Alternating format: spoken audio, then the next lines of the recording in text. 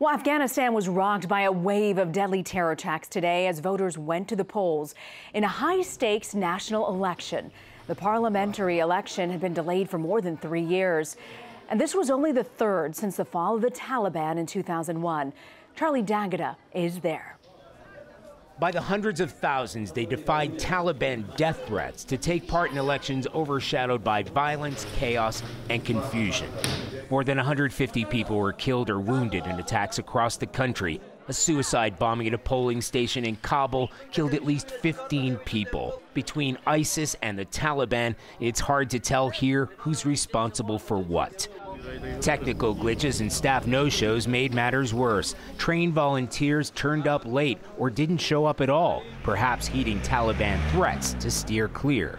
Afghans, tired of widespread voter fraud, demanded new biometric machines. We visited the Electoral Commission to see how much time was needed to take fingerprints and photographs of every single voter. It will take around 50 seconds up to 1 minute.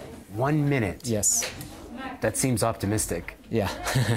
Turns out that was optimistic. The machines broke down, ran out of charge, or the people operating them just lacked sufficient training. No one knows how to use this system, one woman complained. It was easier when we had to dip our fingers in ink. The hiccups mean voting in some precincts will be carried over through tomorrow. And while a third of the country was unable to take part in elections because those areas were deemed too risky, early figures indicate that many of those who could vote did vote. So why does it matter to America? Well, it's worth remembering there is still roughly 14,000 U.S. troops still serving here in America's longest war. Even the semblance of democracy is in everybody's interest. Rena? Charlie D'Agata in Afghanistan.